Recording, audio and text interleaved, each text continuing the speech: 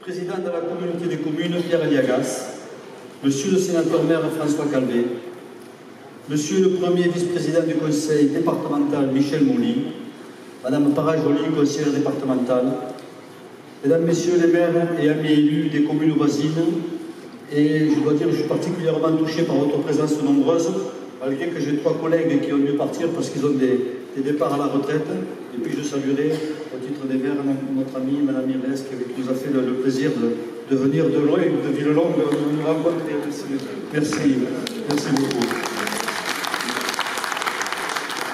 Mesdames, Messieurs les élus adjoints, conseillers municipaux, Mesdames, Messieurs les représentants des corps constitués, je salue à la présence, alors je ne sais pas s'il est arrivé, on m'a promis qu'il serait là, le lieutenant Delannoy, mais en tout cas j'ai vu pas mal de gendarmes qui sont là, les représentants de la gendarmerie bien entendu, les représentants de forces de l'ordre, en particulier, tellement sollicités cette année. Je salue très amicalement le cœur de sapeurs-pompiers, volontaires, les jeunes qu'ils font, puisqu'à Bagnols, on a des jeunes sapeurs-pompiers qui sont en train de se former. Et puis j'ai un salut très amical pour nos amis de la SNSM qui nous ont rejoints et qui nous ont fait le plaisir de venir en tenue. Donc merci messieurs. Mesdames, Messieurs les représentants des associations d'anciens combattants, Mesdames, Messieurs les représentants des associations, et je tiens particulièrement à saluer aussi le corps des enseignants, ici présente par Madame Le Guen, et les personnels affectés aux écoles pour la qualité de leur travail. Aussi, bien sûr, les nombreux bénévoles qui font vivre le village, enrichissent notre quotidien par leur esprit d'entraide et de partage. Et je saluerai et remercierai les personnels communaux dans leur ensemble, investis dans les projets portés par la ville. Et bien sûr, les personnels de l'intercommunalité, dont j'ai vu notre Bagnoulin, directeur de service, Henri Estève, qui nous a fait l'amitié aussi de venir nous voir. Mesdames, Messieurs, enfin, et chers amis, plus qu'un plaisir, c'est un réel honneur pour moi, pour nous, de vous accueillir à l'occasion de cette cérémonie, certes traditionnelle, mais dont la dimension conviviale et humaine en reste à la marque. Ce moment revêt pour nous une valeur particulière, car ce qui nous rassemble ici va bien au-delà de nos divergences. C'est notre instant, à nous, à cette ville. Je souhaite vous remercier de votre présence, rendre hommage aux élus qui m'accompagnent dans l'accomplissement de cette tâche passionnante que vous nous avez confiée voici presque 3 ans. Notre mission, changer, moderniser, rénover cette ville, mais aussi la dynamiser, surtout, dans le respect de nos valeurs, de solidarité, de protection des plus faibles.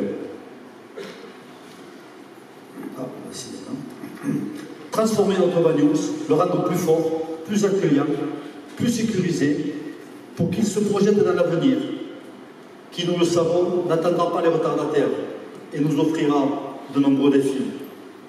Fort d'un vécu, d'une solide expérience, j'ai souhaité tracer, structurer un projet.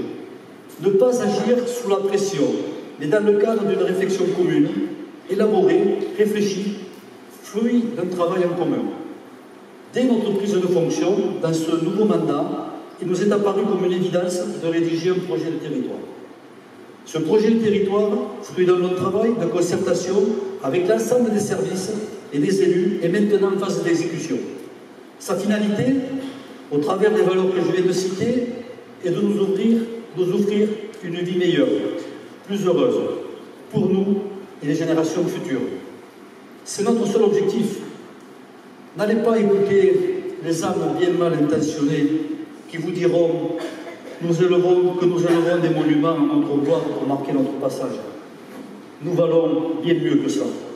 Et je leur conseillerais de s'inspirer de cette citation de John Kennedy, qui nous disait « Ne te demande pas ce que ton pays peut faire pour toi, mais demande-toi ce que tu peux faire pour ton pays. » C'est tout le sens de notre engagement, être utile et servir cette ville qui m'a vu naître, car, à notre sens, elle mérite le mieux.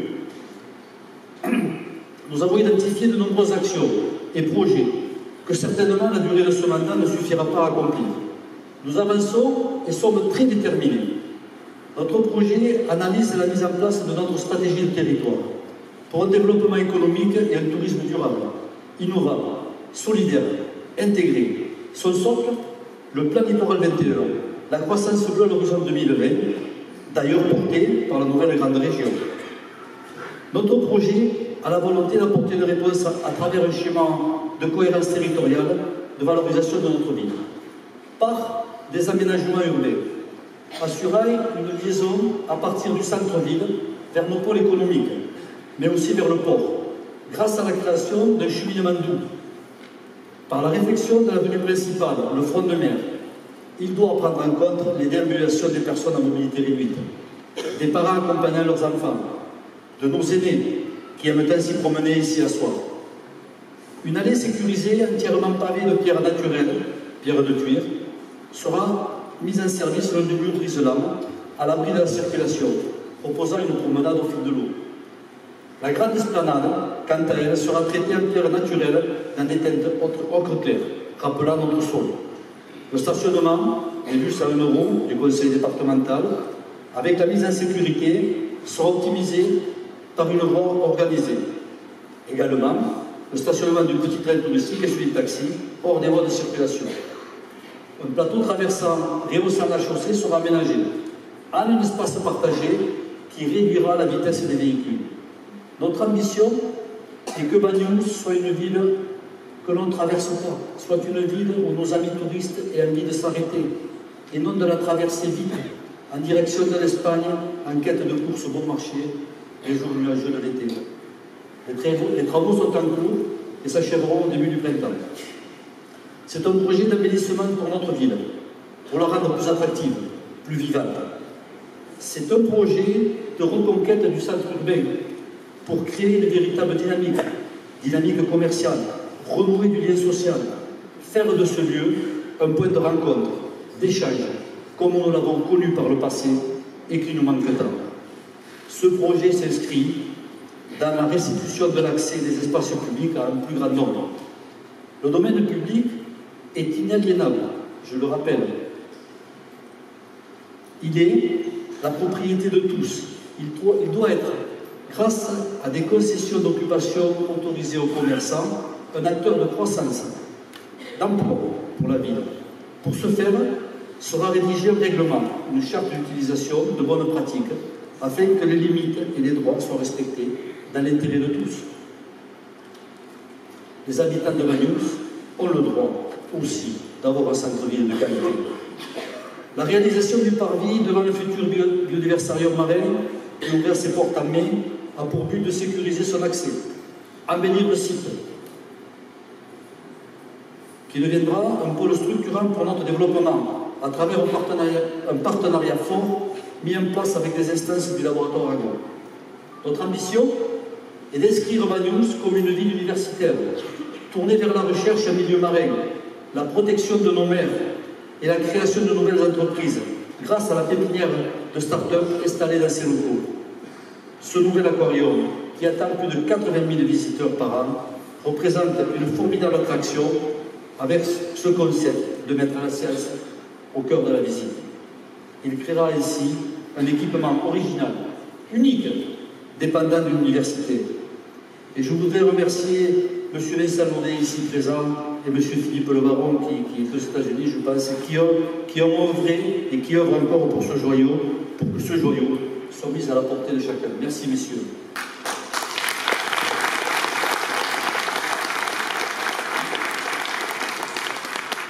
Dans ce projet de territoire est inscrit le deuxième volet de la mise en sécurité de notre port d'Ilissant, dossier ouvert depuis de nombreuses années, qui n'a pas reçu de solution réaliste et qui ne peut être repoussé. Après un appel d'offres ouvert et clairement diffusé, nous avons choisi un bureau d'études qui a déposé des demandes d'autorisation de travaux obligatoires. Je le dis bien, obligatoires.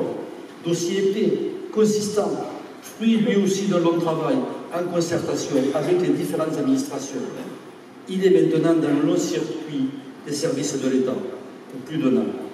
Parallèlement, nous travaillons avec le concept Odysséa, aidant à la conception de dossiers de demande de subvention, indispensables à sa réalisation.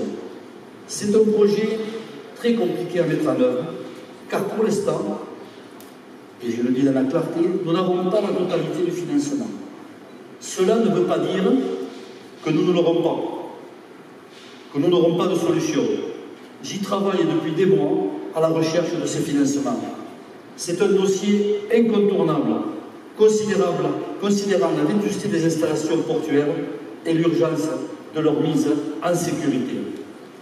Ce dossier est soutenu par l'ensemble de la commission nautique et par les administrations concernées. Enfin, c'est un projet qui respecte notre environnement, notre baie, réformant ainsi complètement le linéaire de notre façade maritime. Le troisième volet de ce projet territoire est le transfert des 2 maisons de retraite sur le site du centre du Marais. Je rappelle le risque de fermeture de la maison de retraite Paul Rech par l'impossibilité de reconstruction sur son site, classé en zone rouge du plan de prévention au risque d'inondation, et dont les chambres sont composées de plusieurs lits, 2 et 3 patients par chambre, qui ne répondent plus aux normes, inacceptables pour les patients comme pour les familles. Enfin, le maintien de la masse a été négocié avec les gens de l'USAP et ces 60 emplois resteront sur le site. Ce sont en tout 220 emplois qui seront pérennisés par cet investissement sur ce lieu chargé d'histoire et emblématique, plein de souvenirs pour les Bagnolins ici présents dans cette salle. Je rappelle que ça faisait partie de nos engagements de campagne. Les négociations que j'ai menées auprès de la direction des établissements de l'USAP ont abouti, et je tiens à la saluer particulièrement, grâce à l'intervention de Mme Ségolène Levine, secrétaire d'État à la santé. C'est un investissement de l'ordre de 32 millions d'euros, réalisé sur notre territoire communal. C'est un projet urbanistique contemporain, très esthétique, dans lequel les instances municipales ne prennent aucune part, si ce n'est, et ce n'est pas rien, la cession pour l'euro symbolique des 9 hectares de terrain, sans laquelle la préservation de l'emploi si précieux n'était pas garantie pendant de longues années. Cette pérennisation est pour nous un de nos plus beaux combats. S'il y a un secteur qui me tient à cœur, c'est celui de la viticulture, vous le savez, de la préservation de nos paysages de vignobles de montagne, uniques dans la région. Un projet d'école de sommellerie évolue. Il est en cours de construction. Avec lui sera également abordé le classement du patrimoine immatériel de l'UNESCO, du savoir-faire de nos vignerons. C'est Thomas Rech, lieu emblématique et prestigieux de Bagnols, que ce projet doit trouver sa place. Cette école encadrera la formation professionnelle, l'initiation à la dégustation, la découverte de nos crus, grâce à l'œnotourisme, créera aussi une académie de sommeliers de haut niveau dédiée aux vins du sud méditerranéen. Bref, faire de tous ces utilisateurs de véritables ambassadeurs internationaux de nos vins et de notre territoire. Je tiens ici particulièrement et avec force à remercier les élus de la communauté des communes qui ont compris toute l'importance tant économique qu'environnementale de ce projet, qui amènera la notoriété qui manque tant aux vignerons, afin qu'ils puissent valoriser leur travail. Car les vignerons, ils sont les seuls à entretenir les paysages dont nous bénéficions tous, et qui, faute de solutions, peuvent disparaître. Eux qui contribuent, ces paysages, à la beauté de notre côte. Je salue très amicalement, le président Pierre Aliagas, ici présent, qui a rapidement adhéré à ce projet, qui nous a aidé à le présenter à Carole Delga, présidente de la nouvelle région. Merci Pierre, merci beaucoup.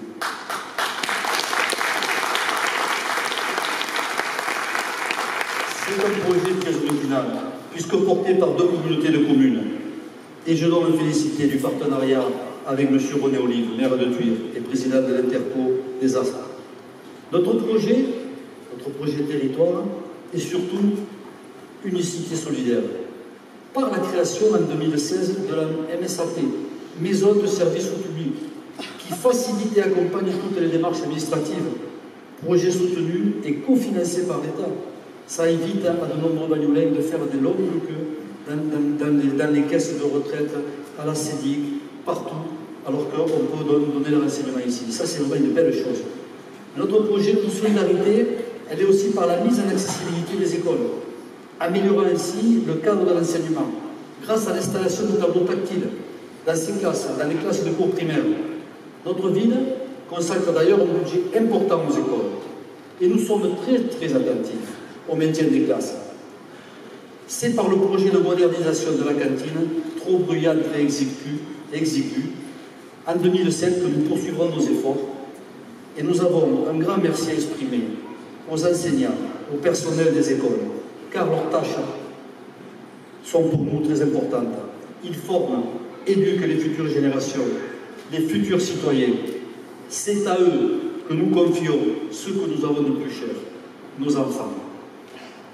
La mise en place de la première bourse à l'emploi pour les vendanges doit devenir un véritable lien entre employeurs et saisonniers. Notre projet solidaire, c'est aussi la proposition d'une mutuelle communale ouverte aux plus modestes, car force est de constater que beaucoup perdent leur mutuelle quand ils sont de l'âge de la retraite. Notre projet, c'est aussi une cité ouverte à la concertation. De nombreuses réunions publiques ont été organisées pour expliquer et présenter nos projets. Trois réunions de concertation pour le PMU, de nombreux ateliers de travail, 8 si je ne fais pas erreur. Le 7 juin, dans cette même salle, a été présenté le projet du port. 2 réunions d'information traitant de l'avenir du centre Lyon-Marin, l'une avec les personnels dans les établissements sur les sites, l'autre à Novelty, destinée à l'ensemble de la population. Les riverains de la rue Édouard-Chaton ont été concertés avant le début des travaux. 2 réunions publiques de présentation du projet du front de mer et 5 réunions avec les commerçants ont été organisées. Enfin, 4 ou 5 réunions trimestrielles de nos comités de quartier. Je dois le dire d'ailleurs, nous avons pris en compte les observations des riverains des quartiers du Maastricht dans le projet du petit lotissement que nous avions dédié aux primo-accédants. Nous y avons d'ailleurs renoncé suite à leurs remarques. Ce projet de territoire représente pour nous aussi une cité face à son environnement, par l'installation de 2 bornes de recharge pour les véhicules électriques qui seront opérationnels avant l'été. L'une au marché, l'autre au port.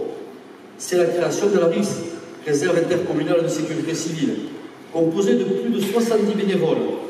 Une réussite à l'échelle de notre côte, car les 4 communes sont impliquées. Et je salue et remercie chaleureusement mes amis maires ici présents et bien sûr l'ensemble des bénévoles qui ont accepté de consacrer une partie de leur temps au service des territoires. C'est cela, une vraie démarche citoyenne. L'environnement, c'est la démarche zéro phyto dans la commune. Et la commune est investie et reconnue. C'est l'obtention du pavillon bleu. C'est l'installation d'un balisage par un ancrage écologique pour des mouillages dans notre baie. C'est l'investissement de 300 000 € sur 3 ans pour remplacer les vieux éclairages publics trop gourmands en énergie, grâce avec un partenariat avec la communauté des communes et son président qui a obtenu une subvention de l'ordre de 50% dont nous bénéficions, nous et bien sûr les autres communes.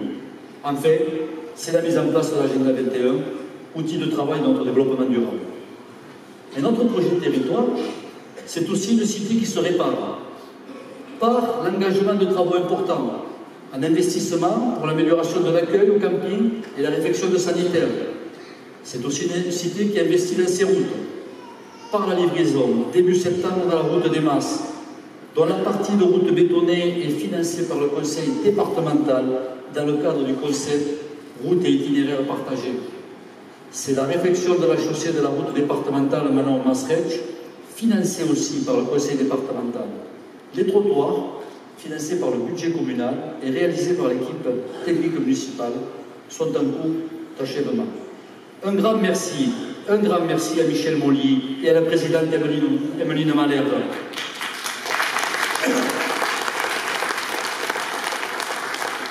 Toujours dans l'arrière-pays, sur la route des Masses, c'est la livraison, début décembre 2016, de la route du Mas-Cornette au pont du Mas-Axer.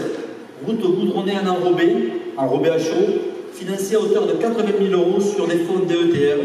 Les EDUSAV, c'est des fonds qui sont alloués par le préfet, alloués par Madame la Préfète, dans le cadre des inondations de novembre 2014 et 120 000 € financés par la commune. C'est aussi la création d'une voie d'accès au lotissement La Salette 3. C'est la réfection complète de la rue Édouard Chaton, de la rue des Œillets et celle des Rosiers. Et c'est la réfection totale en 2017 de la rue Pruvot et bien sûr de l'avenue de la République, artère principale, ce fameux pont de mer. Notre projet s'adresse au développement de Banyuls, en une cité qui construit pour tous.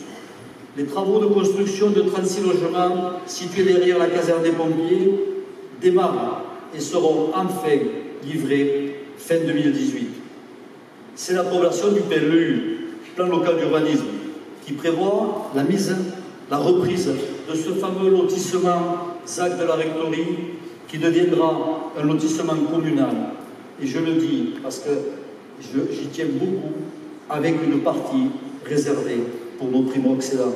Parce qu'on ne peut pas continuer à se battre pour l'emploi, faire des efforts considérables, investir dans la ville, se battre pour le Centenario marin, faire un partenariat avec le laboratoire agro et voir tous nos jeunes quitter notre ville pour les communes voisines. Je sais bien que ça fait leur bonheur, mais nous avons besoin de garder nos enfants ici. C'est l'avenir de nos écoles, c'est l'avenir de notre ville.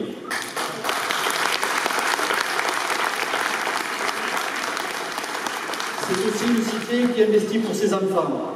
En 2016, la création d'un city-stade qui est très, très fréquenté. En 2017, cette année, la construction d'un clubhouse au stade pour nos sportifs, adultes, mais surtout pour les jeunes. Enfin, un endroit décent parce qu'ils étaient dans les algécos jusqu'à présent. Un petit détail, cette année, nous avons également refait les vestiaires qui en avaient bien besoin aussi.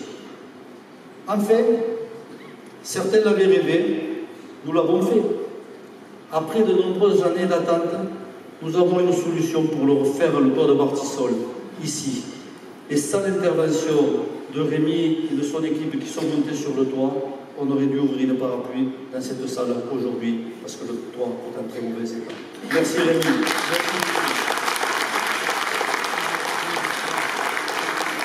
C'est une solution maligne, puisqu'après avoir déposé un dossier de demande d'autorisation de pose de panneaux photovoltaïques, l'accord du ministère de l'Environnement nous est parvenu et nous permettra la réhabilitation de cette toiture à moindre frais pour la commune. Nous avons, après de nombreuses et âpres discussions, enfin réglé le problème d'insalubrité. Il va se régler. Et d'insécurité des bâtiments du centre des Palmiers. Une solution, oui. Ça fait 15 ans qu'on se fout de notre gueule, excusez-moi de parler comme ça. Une solution a été trouvée pour que cette friche industrielle, vestige du centre de vacances Elf-Aquitaine, abandonnée à un squat depuis plus de 10 ans. Et les riverains, s'il y en a dans la salle, ils savent de quoi je parle en matière de nuisance, redeviennent enfin un lieu paisible dédié aux vacances. Les bâtiments seront en partie démolis. Je viens de signer le permis de démolition. De façon effective, ils seront démolis avant l'été. Et monsieur le préfet, monsieur le sous-préfet s'est engagé à mes côtés pour que ce soit effectif. La gendarmerie a fait partie du chef de table. Puis, il sera reconstruit un complexe touristique intéressant pour notre ville, car créateur d'emplois. Une ville, c'est tout ça, et plus encore. C'est surtout, des femmes et des hommes. C'est la vie de tous les jours. Et je voudrais adresser un remerciement particulièrement chaleureux à tous les 60 bénévoles des comités de quartier, dont certains sont présents ici, qui se réunissent plusieurs fois, participant ainsi à la vie de la cité, nous aidant à intervenir sur des petits travaux d'entretien qui, s'ils ne sont pas pris en compte, dégradent notre cadre de vie. C'est grâce à eux que nous pouvons tisser ce lien qui nous tient en cœur, la proximité si importante à notre cadre de vie. En cette presque mi-mandat, déjà, c'est avec vous que je veux dresser le premier bilan. Nous avons beaucoup travaillé et nous avons fait beaucoup aussi. Nous avons tracé le fil conducteur de notre politique de territoire et nous avons commencé à la mettre en œuvre. Nous avons voulu moderniser, moderniser notre fonctionnement. Nous avons voulu que cette administration communale soit au plus près de ses habitants, pour répondre au plus vite et de la manière la plus efficace à vos attentes. Nous avons souhaité tracer et ouvrir les grandes orientations de l'avenir de notre ville, pour qu'elle soit plus attractive, plus confortable pour ses habitants, qu'elle soit plus généreuse, plus solidaire, plus innovante, aussi pour soutenir son économie. Nous avons voulu une ville dynamique pour pérenniser ses emplois.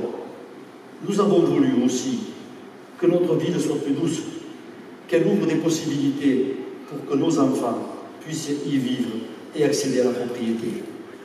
Tout cela, nous le devons à vous tous, aux services communaux qui ont contribué à la concrétisation de ce projet dans ses objectifs. Je le dis souvent, un maire seul ne peut rien s'il n'a pas à ses côtés une solide équipe et volontaire d'élus, mais aussi une équipe municipale. Et c'est le cas à Bagnols. Leur effectif, et souvent on en parle, leur organisation, et là on en parle moins parce qu'ils répondent présent quand il y a des catastrophes, sont la richesse de notre ville, croyez-moi, de notre système démocratique. À chacun, toutefois, de savoir faire travailler et de sublimer ces deux équipes pour trouver les justes équilibres et permettre le meilleur au service des populations.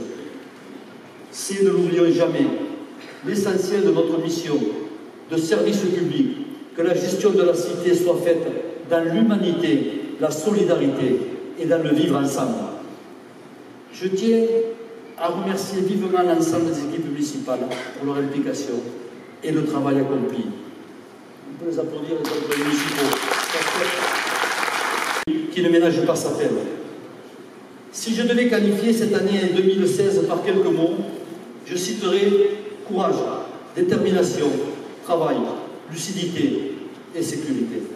Car, chers amis, les années se suivent et ne se ressemblent pas. Si notre pays connaît une crise économique d'une rare force, notre pays traverse depuis maintenant plus d'1 an un état d'urgence. Nous sommes victimes d'une déclaration de guerre émanant de dangers terroristes qui n'hésitent pas à frapper massivement des innocents sans défense. Il y avait un avant les attentats meurtriers du 14 juillet à Nice et il y a un après. Nous devons vivre avec cette menace et agir.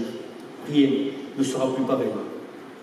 Quelques communes ont renoncé à leur manifestation estivale par manque de moyens humains ou matériels, ou parce qu'une topographie très particulière, très contrainte des lieux. Ça n'a pas été notre choix. Ça n'a pas été notre choix. J'ai souhaité que la ville de Bagnols continue à organiser les festivités, qu'elle continue à vivre, tout simplement.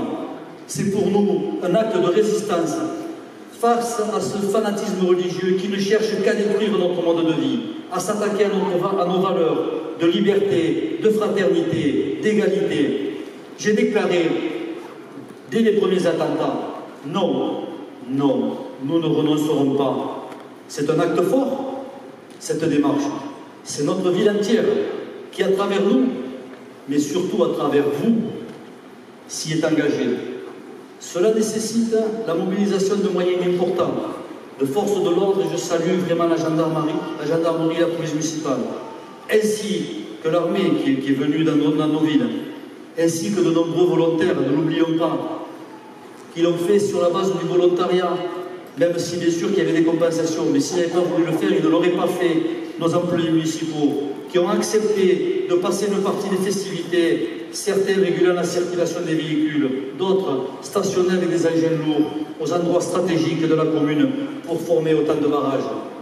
J'associe à ce formidable mouvement les services administratifs qui, avec moi, ont présenté un plan de sécurité reconnu, efficace et crédible par les services à la préfecture et la gendarmerie.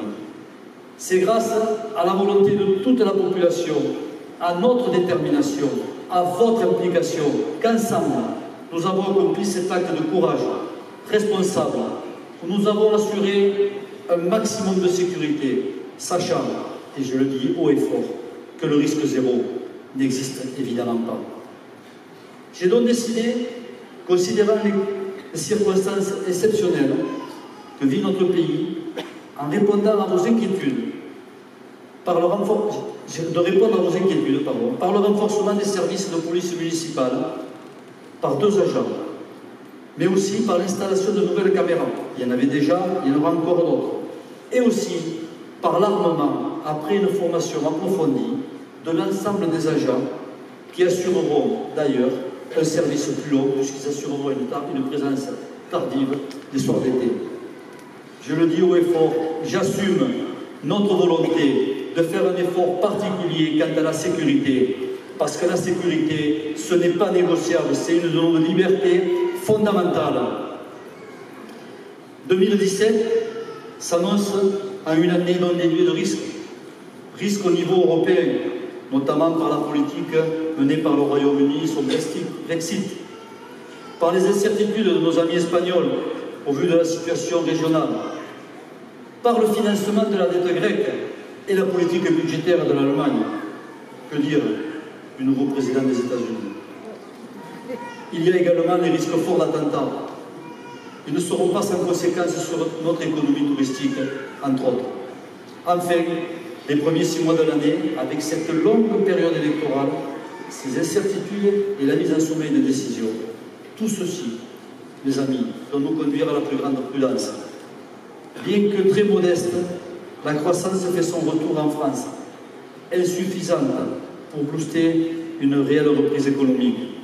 Surtout que l'inflation quasi nulle pourrait repartir à la hausse et freiner la consommation des ménages. Dans ce contexte, la baisse du chômage constitue un véritable enjeu, car elle peut conditionner la prudence des ménages, leur confiance, qui est un facteur d'investissement.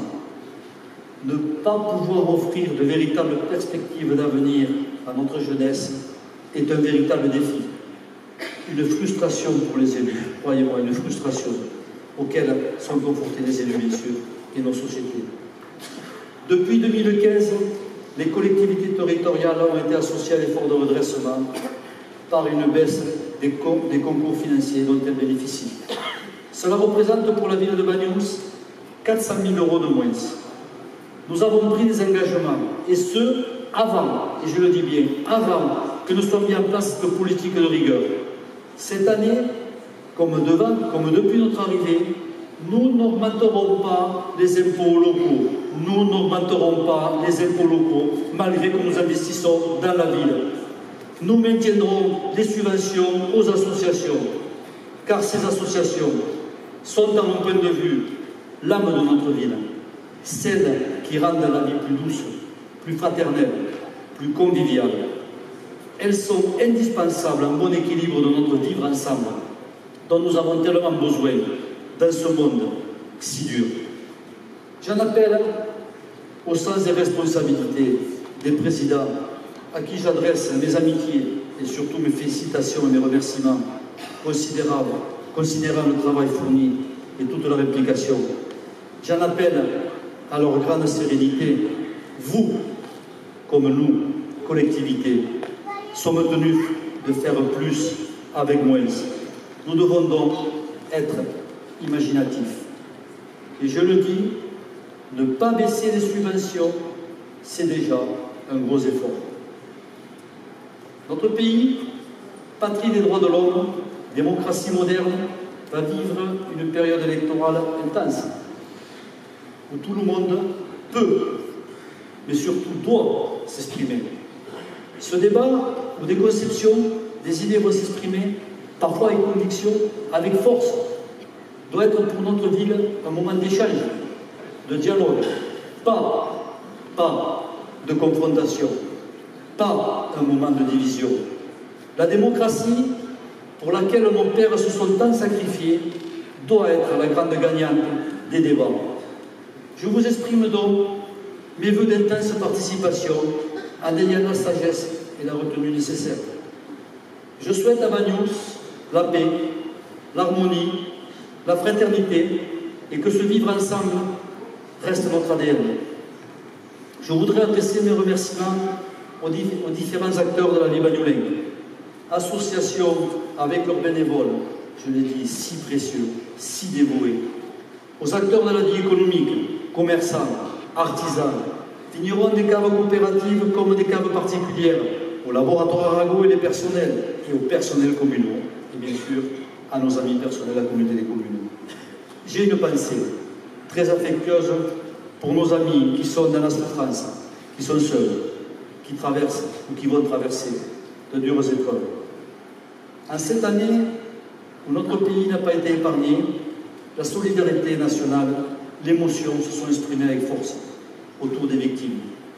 Je voudrais vous adresser les meilleurs vœux de santé, de bonheur, d'amour pour vous et vos proches. Que l'année 2017 soit pour chacun d'entre vous une année de paix et de solidarité.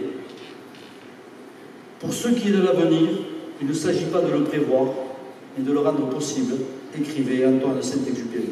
Merci de votre attention.